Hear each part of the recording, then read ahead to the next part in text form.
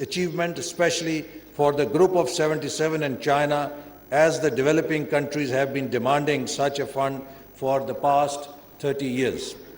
The 2022 floods have shown Pakistan's high vulnerability to climate change despite contributing less than 1% of global greenhouse gas emissions. And also Maldives is here with us on the panel, which runs the risk of sinking in the rising water of sea. The scale of the disaster is unprecedented in Pakistan, exceeding the damage of the 2010 floods. Around 33 million people, that is 1 in 7, have been affected by the floods, including nearly 8 million displaced. Rain-induced floods, accelerated glacial melt and resulting landslides, hill torrents, flash floods devastated millions of homes and key infrastructure, submerging entire villages and destroying livelihoods of millions of people. The preliminary estimates suggest that as a direct consequence of the floods, the national poverty rate will increase by 4% approximately, pushing between 8.4 to 9.1 million people into poverty. 94 districts are declared as calamity hit, accounting for more than half of all districts in the country. Out of the 25 poorest districts in the country, 19 were calamity affected. Total estimated cost of damages, loss, and needs is estimated at $46.4 billion. The disaster will have profound impact on lives and livelihoods. Preliminary estimates of the post-disaster need assessment suggest that the national poverty rate will increase by 3.7 to 4 percentage points, pushing between 8.4 and 9.1 million into poverty, as I said, due to the consequence of this flood. Similarly, multidimensional poverty will increase by 5.9 percentage points, meaning that an additional 1.9 million households will be pushed into non-monetary poverty. Beyond the national average, poverty in the province of Sindh would increase by between 8.9 to 9.7 percentage points, and in the province of Balochistan between 7.5 to 7.7 percentage points. The recovery and reconstruction needs are likely to exceed Pakistan's available resources to rebuild itself in a sustainable and resilient manner. On August 30th, the Government of Pakistan and the United Nations jointly launched the 2022 Pakistan Floods Response Plan, which highlighted the main humanitarian needs and outlined an action plan to respond to the immediate needs of the people. And we hope to organize on January 10th a conference of Friends of Pakistan for building a climate-resilient Pakistan to help us raise funds to carry out resilient recovery, rehabilitation and reconstruction of the country's infrastructure to mitigate, not only rebuild the damaged infrastructure, but also to build a resilient infrastructure that can withstand future climate disasters. Ladies and gentlemen, it is widely pointed out in the recent UNDP report that the great finance divide has been a key driver of divergence in recovery across countries.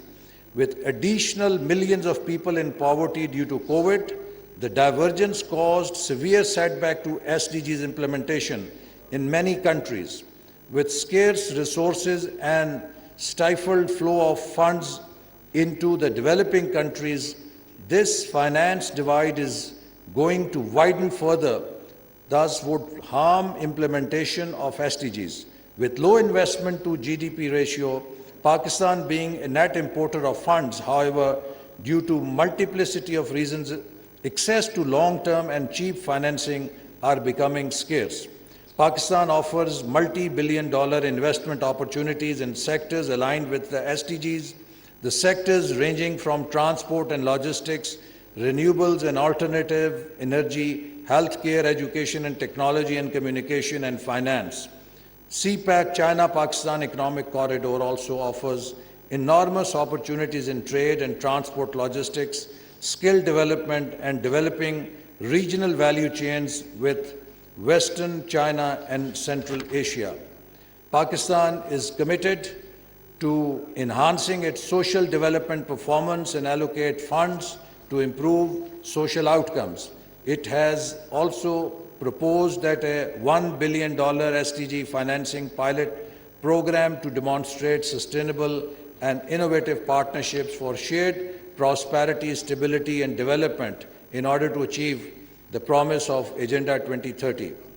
Ladies and gentlemen, there is no denying the fact that the climate change, pandemics, and geopolitics have caused uptick in economic risks in the form of plummeting output, supply disruptions, and other climate change-related factors such as drought, floods, and extreme heat caused crop yield to fall and world commodity prices to shoot up.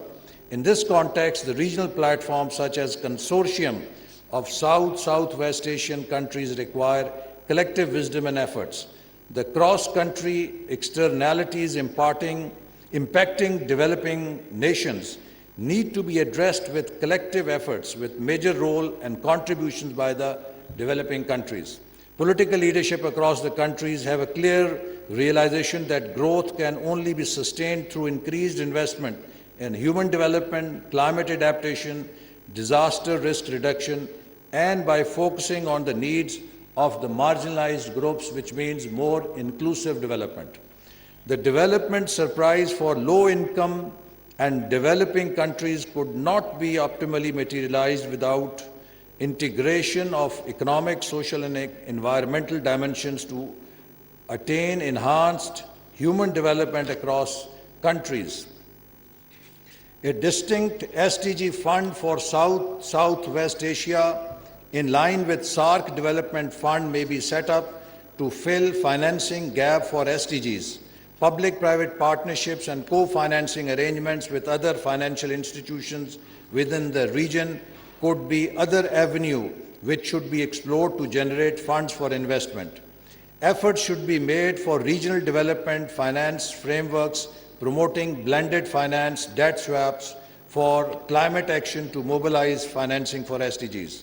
The dedicated fund for loss and damage announced by COP27 will address losses and damages in developing countries. The consensus decision taken in this effect in Sharm el-Sheikh is a momentous achievement, especially for the Group of 77 and China, and we need to demand such fund for previous 30 years' losses as well. For mitigating climate change related risks, the sub-regional cooperation with respect to early warning systems with assistance of all relevant organizations to help save lives by providing time early warnings with respect to floods, cyclones should be encouraged and endorsed as well.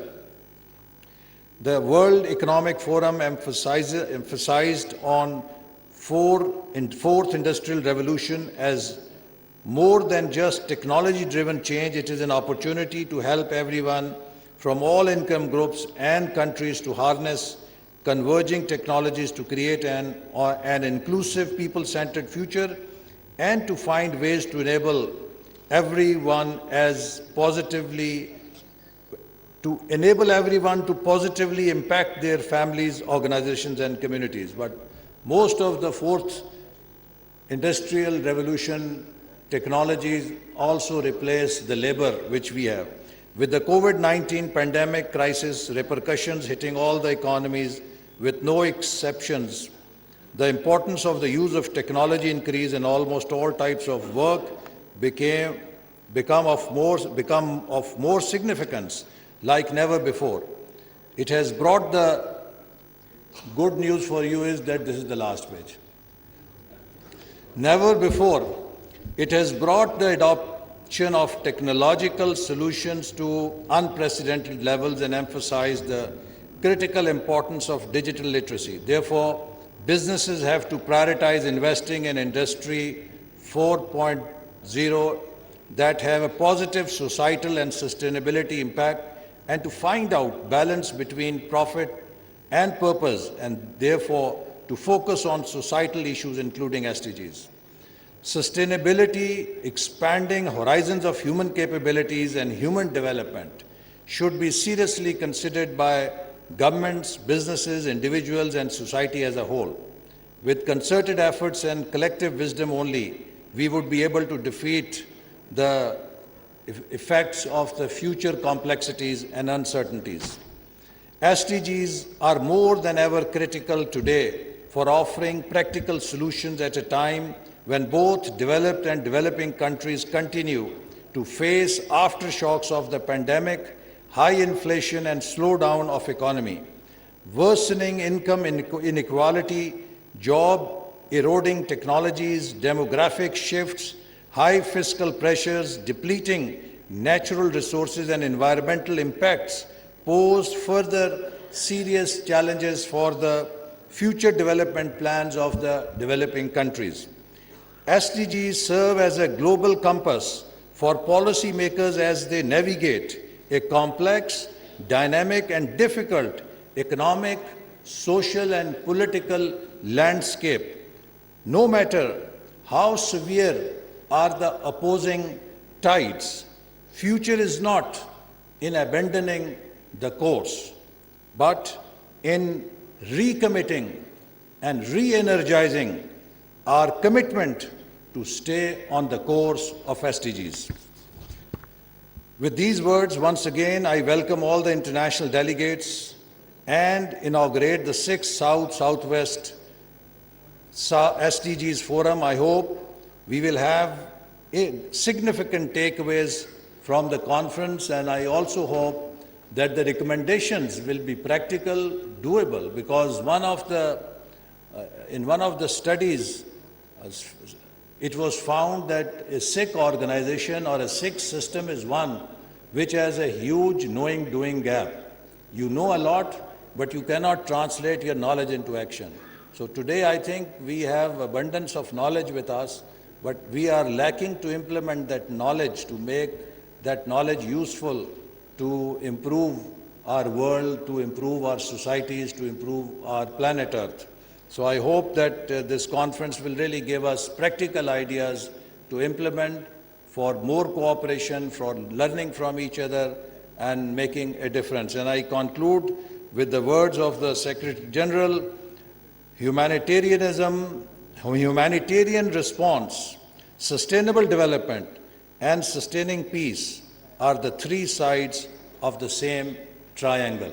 There is no choice. We have to pursue all the three. Thank you very much. वफाकी वज़ीर मनसूबाबंदी अहसन इकबाल इस्लामाबाद में तकरीब से खिताब कर रहे थे। उन्होंने कहा कि पाकिस्तान को मौसमियाती तब्दीली जैसी ख़तरनाक सूरत हाल का सामना है। पाकिस्तान दुनिया के उन 10 ममालिक में सर फहरिस्त है जो मौसमियाती तब्दीली से मुतासर हो रहे हैं। पायदार तरक्की के हसूल के लिए तरक्की याफ्ता और तरक्की पजीर ममालिक एक दूसरे को साथ लेकर चलें। ये थी ताज़ा तरीन